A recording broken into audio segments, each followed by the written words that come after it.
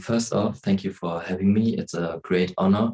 Throughout my research, I watched a lot of your short films and I really, really enjoyed them. So I'm even more excited to now interview you. Thank you very much. Nice to So, connect with you. so the question I prepared pursue two goals. On one hand, there serve as an introduction to you and your work. And on the other hand, there are just questions I found interesting while researching for this interview. So my first question, really simple. Who are you and what do you do? My name is Raymond Yusuff. I am a member of a filmmaking collective called The Critic. We are five members and we are based in a state in northern Nigeria called Kaduna. And yeah, in to summarize it all, we make films. So yeah. You have over 4.5 million views on your YouTube channel, won multiple awards, worked together with the production company of Morgan Freeman. You have a comment on your YouTube channel from Lil Nas X, the Grammy-winning musician. Got contacted by Franklin Leonard, Scott Myers, and J.J. Abrams, and right now you have an exhibition in Frankfurt. One can only hope and wonder in the Museum of Modern Arts, one of the most looked up museums of modern arts in Germany. So it is safe to say that you caught international recognition. How did it came to that? How did you, because you're not from a rich family or from a movie making family, so how did you got to this point? We actually in 2019, we entered for a competition by a mobile phone brand called Techno, and basically they were asking for people to enter for this competition to win ₦1 million. I think that is like, as at the time, I think that's like 5,000 to 6,000 euros. And no, I think 4,000 actually. But yeah, so we entered for that competition, and somehow a filmmaker in Nigeria came across like our entry, and she did not know that we were actually entering for like a competition. So she reached out and she thought we were trying to do a fundraiser, and she was very impressed with like the work we did back then. And she was like, oh, she could help, do a fundraiser for us. And in the process of her, doing this fundraiser, she some people came across our work, and like a certain news organization also came across our work and decided to do like a feature on us, specifically Reuters TV. And they did this feature on us, and it was released on air. It was broadcasted sometime in August 2019. And because of that feature, like a whole other lot of like big media organizations like Al Jazeera and even the BBC kind of like, put our story, and, there was just this, little wave of attention towards our work and all that. And that was how we got in contact with Franklin Leonard, who actually sent us a DM. And yeah, so we kind of like got in contact with a lot of people. Our following increased very much. But ever since then, we've really just, been growing as people and as filmmakers, really experimenting with the craft and just trying to get better with everything that we have made, really. And I guess we are kind of like living proof that possibly, if you keep doing, something could possibly eventually come out of it. So yeah. Yes, because you also stated that you started to make this video from a mobile phone from your dad. Yes, yes. Yes, that's very amazing. Thank you. So in the early days when you started doing your YouTube channel, did you expect to get so big? We did not think that we were going to get so big because, it felt so far away. We thought that we might maybe get recognized in our country and that would be all. We did not really ever envision that it would get so big that, people from like all over the world would be aware of what we did. So yeah, so that was kind of like very shocking when it happened for us. Okay, the next questions are about the influence Hollywood and Nollywood had upon you as a child and you in your work. So the first question are about how you got contact and your relationship to Nollywood and Hollywood as a child, and then how you include them later into your work. Okay, I think I'll just start with Nollywood because it is. I think it's one of the first things that I kind of like experienced. Hmm, I'm not so sure, but I think a little story is sometime in 2009. I remember returning back home from school, and my dad had bought a DVD player. I had no idea what a DVD player was until that day. And because he bought the DVD player, he bought like a DVD set of like, animated films from like Walt Disney and DreamWorks and all that. So I think my earliest memories, I think that we were introduced to Nollywood first because, first of all, Nollywood is the Nigerian film industry. And basically, it's according to the quantity of films produced, it is the second largest, film production company in the film production industry in the world. And, you know, basically, Nollywood has a way of influencing of it has influenced every Nigerian because it's the Nigerian film industry. There we can't. It is something that we grow up with, and my parents did not really encourage us watching certain Nollywood films because they had like adult content. So that was how we were introduced to Hollywood, right? Through animations, actually. So the first Hollywood films I saw were actually animations. And I think that sent I and my siblings down a rabbit hole of just, getting familiar with like Hollywood stars and even stars like Jackie Chan, Jet Li, and all that. And those films really had a big influence on us because it's pop culture, right? Films like the Transformers were coming out, The Incredibles, The Incredibles, Wall-E, um, I don't Kung Fu Panda and Mickey Mouse, stuff like that. I think those are the earliest forms of like Hollywood productions that I was introduced to before, I started getting marveled at the Terminator franchise. My earliest memory for that was on our TV screen. There's a popular TV company in Nigeria, television company called AIT, and sometimes AIT usually have clips of behind the scenes of like certain Hollywood films. And I remember seeing like the behind the scenes of the third Terminator film, and I was blown away. And like ever since then, I became obsessed with like watching a lot of behind the scenes, content on how films were made. And that love for this process of making films was getting nurtured in me. And the same kind of like love was also nurtured in like my siblings and like cousins. And eventually, like most kids who run around their houses, playing characters that they watch on television, we just took a step forward and started creating our own characters and our own films. So yeah. So one of you said in an interview that you wanted to bring Hollywood to Nigeria, and what traits of Hollywood do you specifically like that you wanted to bring to Nigeria that you thought were missing in Nigeria currently? That statement is so old. Yes, I remember Godwin said that, and that was like in 2019.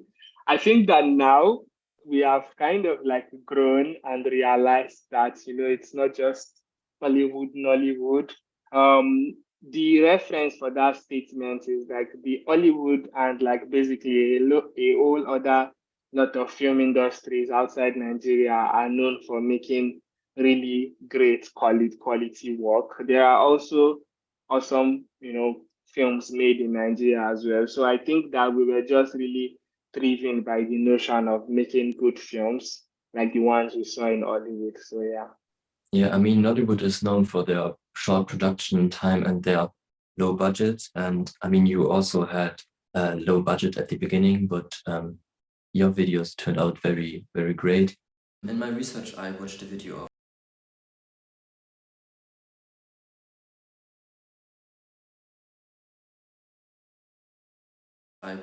of Frankly Speaking with Glory Elijah. She's a YouTuber and she does commentary, reviews, and analysis of content, video content she likes. And she said that she was very excited that you came from Kaduna, which is in the north of Nigeria.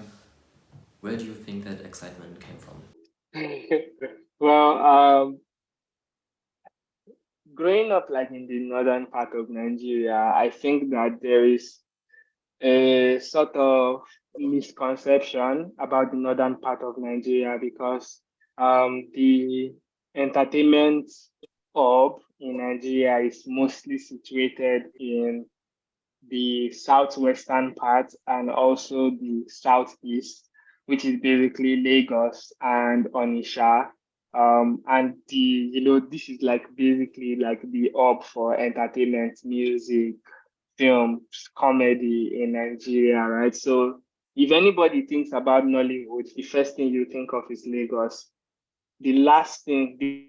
One of the last things you might ever think of is Kaduna. There is a northern film industry that is actually under Nollywood called Kannywood, which is actually predominantly in Kano, and is basically the films in Hausa language, which is a language typical to the northern part of Nigeria. And that those films made in Kannywood usually pick from elements like from Bollywood, which is basically the Indian film industry. So I think that part of the reasons why she was surprised is like nobody will really expect that, people in the north are making these sort of things because of these misconceptions. We hear conversations about how Europeans, right, assume everywhere in Africa is like just trees and dry land and animals, but it isn't like that. It is interesting that in Nigeria, some people in Lagos assume that people in northern Nigeria can't speak English. So yeah, so there's usually that factor. And yeah. Also imagine it being very inspirational for people from the north in Nigeria to see your videos and what you're doing.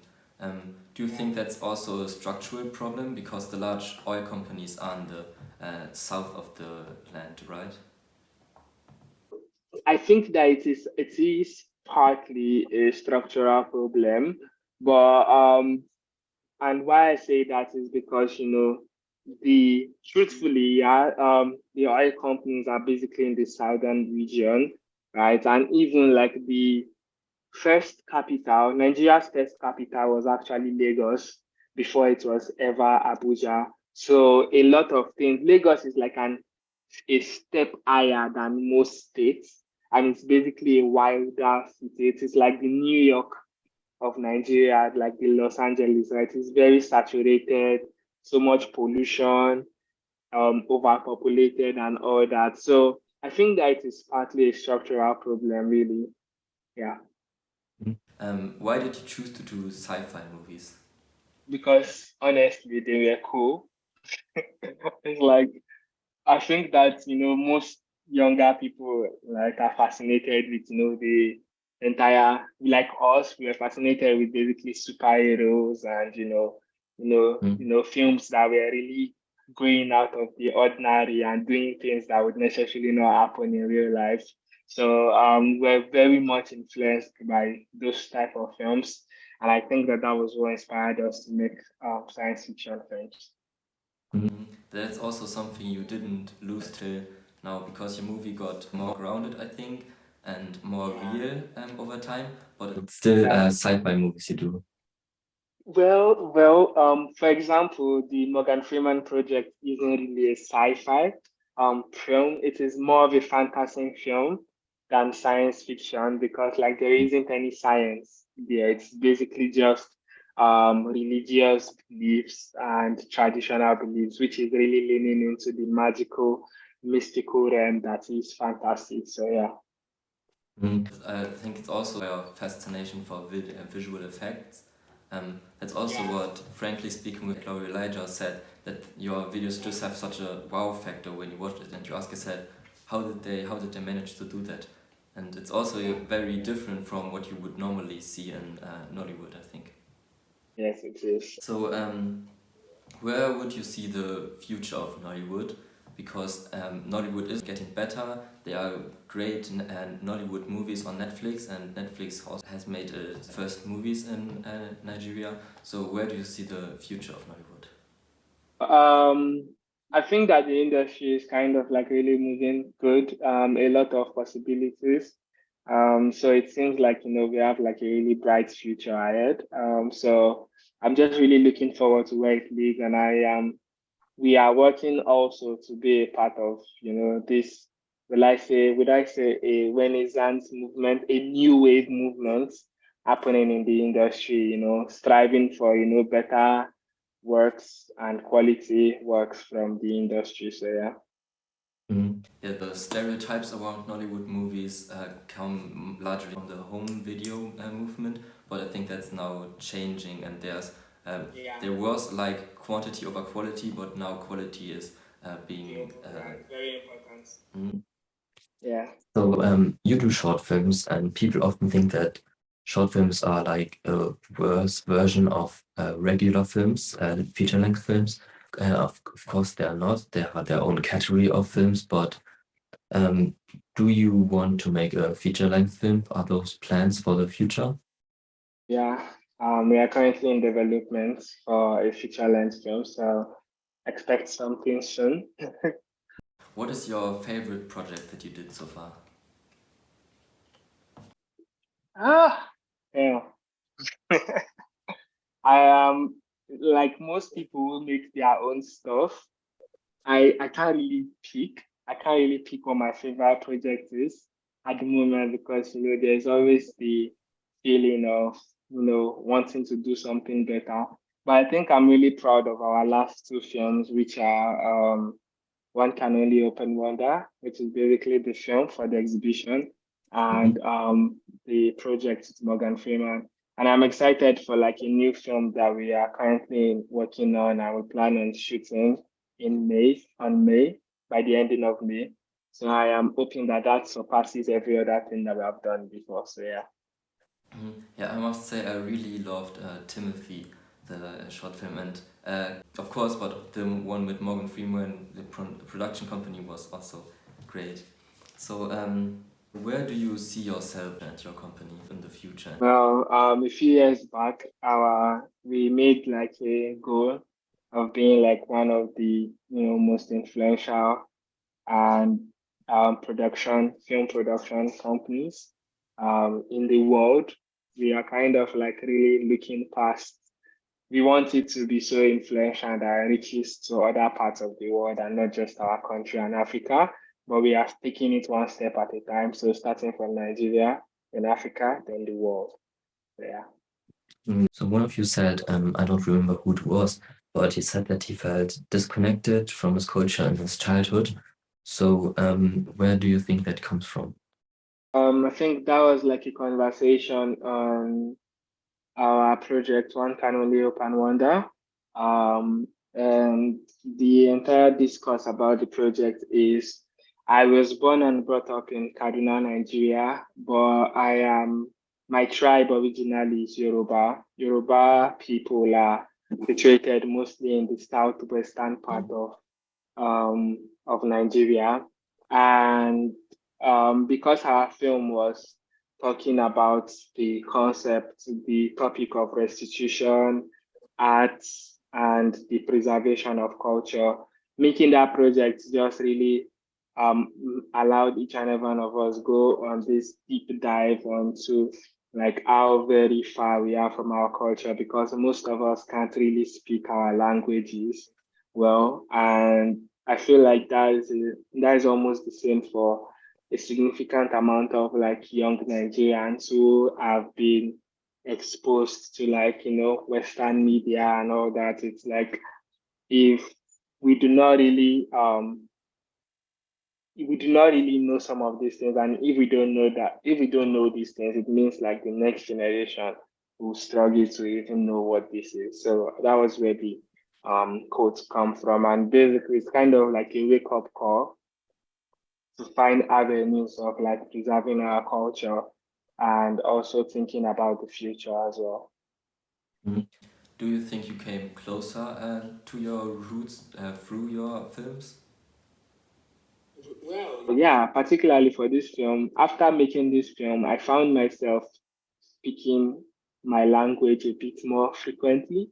I have no idea why. I have no idea what triggered it, but I think subconsciously, it's like I just wanted to get better at it, really, because I understand the language, but I can't speak it. Yeah, fluently. Class, we talked a lot about language. There are over 500 languages in Nigeria, plus the colonial English. So, especially when I think of Uju and Ula, what role does language play in your movies, and how do you use it as a stylistic device? How do you use it to tell stories?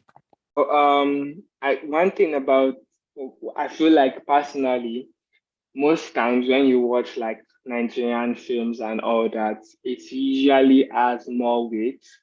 First of all, once the mother tongue is spoken, right? Because most times when actors try to deliver in the English language, because it is not something that is natural to us, sometimes they might not be able to really lean into these emotions.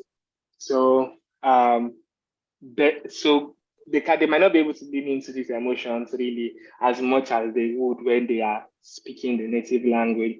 But for us, I realized that as you mentioned, as you just asked this question, I realized that language has always found itself into like the films that we make, right? Ogunla is basically inspired by Yoruba mythology, which is basically Yoruba, the way Greece has their mythology, Yoruba has their mythology, the Igbo language as their mythology.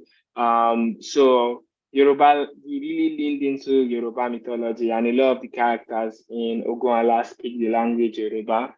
And for example, in One Can Only Help But Wonder, we also have a character who speaks Yoruba. We feel like it is usually better to drive performances and also have weight to like the subject of discussion when we speak in our mother tongue. So, very much recently, the concept of language is taken more seriously in the projects that we work on. We also talked a lot about how it divides people and connects people, and what a pain can be.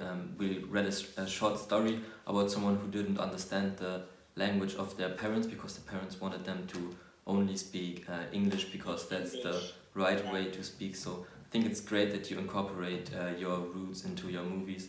And I can also imagine that you're afraid that you scare the international market by including not only English, but I think that it works great. And the best scenes in your and the best acting performance came through people who spoke in their native language or in other language than English in your movies.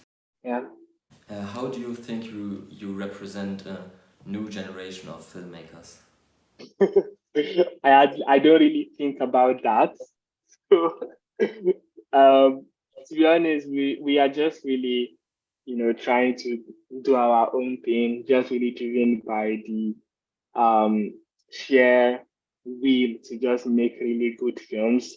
I do not know if we are inspiring people, but we have received messages from a few people who say that our work has kind of like really, you know, been influential for them, which is actually really nice. But I think that we don't wake up and say, oh, we want to be inspiring or influential to people. We just wake up and say we want to make films and just try to make them work.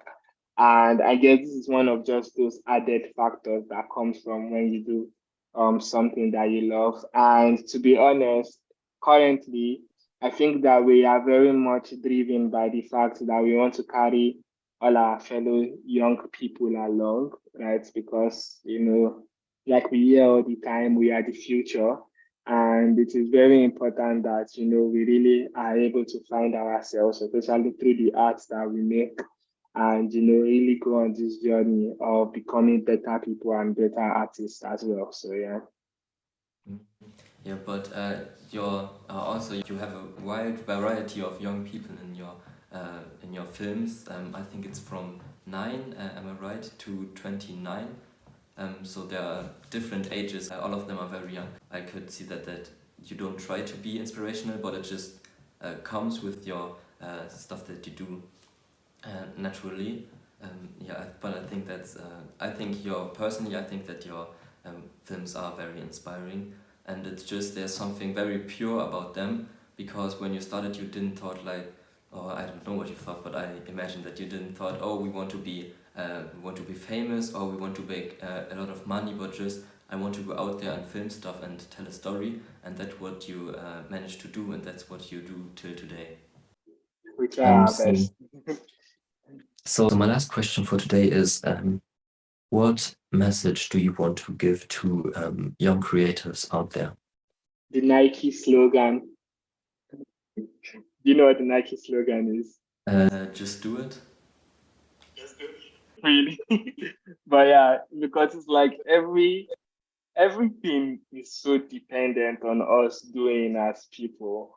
Um, for anything you want, if you want to move to the next step in something, you wouldn't just sit down and expect that it's going to move by itself. You'd have to do an action. You have to make an action happen so that you can move to the next step, really. So I think that that's usually what I would say for any body, because it's like there are so many factors that we think are holding us down.